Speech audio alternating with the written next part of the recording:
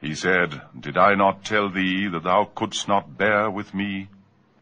Moses said, If I ask thee after this concerning aught, keep not company with me. Thou hast received an excuse from me.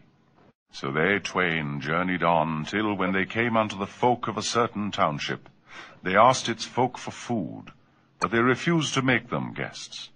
And they found therein a wall upon the point of falling into ruin, and he repaired it. Moses said, If thou hadst wished, thou couldst have taken payment for it. He said, This is the parting between thee and me. I will announce unto thee the interpretation of that thou couldst not bear with patience. As for the ship, it belonged to poor people working on the river, and I wished to mar it, for there was a king behind who was taking every ship by force. And as for the lad, his parents were believers, and we feared lest he should oppress them by rebellion and disbelief. And we intended that their Lord should change him for them, for one better in purity and nearer to mercy. And as for the wall, it belonged to 2 orphan boys in the city, and there was beneath it a treasure belonging to them, and their father had been righteous, and thy Lord intended that they should come to their full strength, and should bring forth their treasure as a mercy from their Lord. And I did it not upon my own command. Such is the interpretation of that wherewith thou couldst not bear.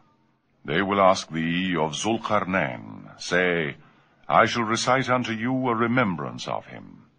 Lo, we made him strong in the land, and gave him unto everything a road.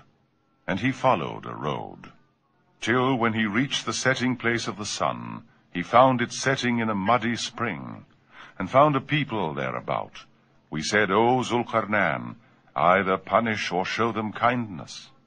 He said, As for him who doth wrong, we shall punish him, and then he will be brought back unto his Lord, who will punish him with awful punishment. But as for him who believeth and doth right, good will be his reward, and we shall speak unto him a mild command. Then he followed a road, till when he reached the rising place of the sun, he found it rising on a people for whom we had appointed no shelter therefrom. So it was, and we knew all concerning him.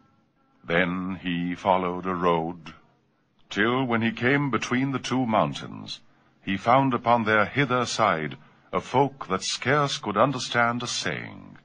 They said, O Zulkarnain, lo, Gog and Magog are spoiling the land, so may we pay thee tribute on condition that thou set a barrier between us and them.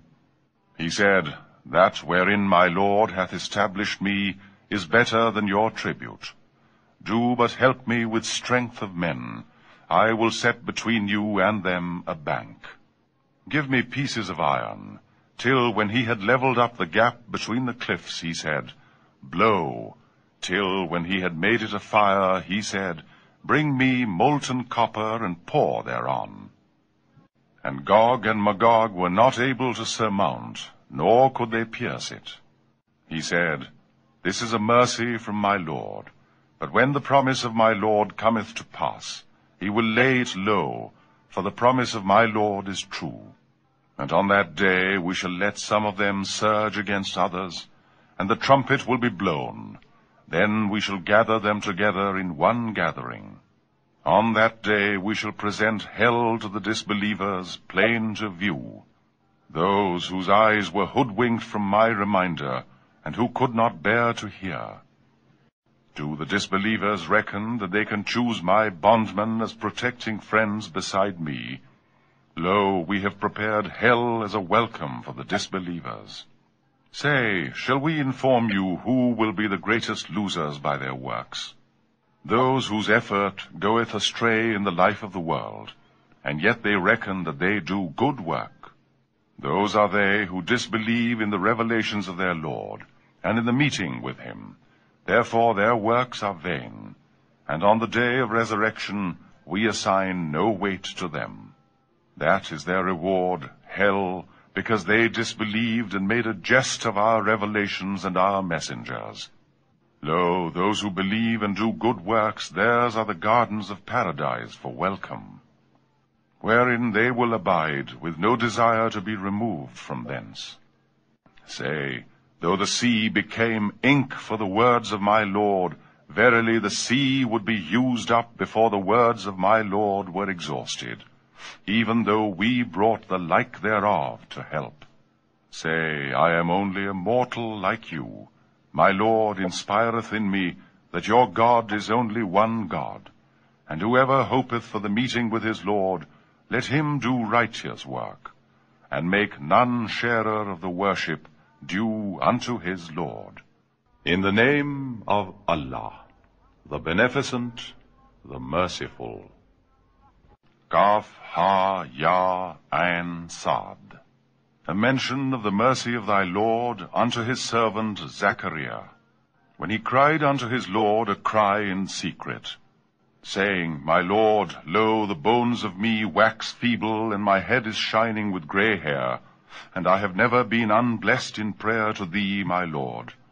Lo, I fear my kinsfolk after me, since my wife is barren. O, give me from thy presence a successor, who shall inherit of me, and inherit also of the house of Jacob, and make them, my Lord, acceptable unto thee. It was said unto him, O Zechariah, lo, we bring thee tidings of a son, whose name is John. We have given the same name to none before him.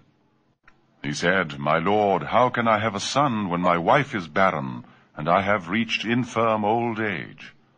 He said, So it will be. Thy Lord saith, It is easy for me, even as I created thee before, when thou wast naught. He said, My Lord, appoint for me some token. He said, Thy token is that thou, with no bodily defect, shalt not speak unto mankind 3 nights. Then he came forth unto his people from the sanctuary, and signified to them, Glorify your Lord at break of day and fall of night. And it was said unto his son, O John, hold fast the scripture. And we gave him wisdom when a child, and compassion from our presence in purity, and he was devout, and dutiful toward his parents, and he was not arrogant, rebellious. Peace on him the day he was born, and the day he died.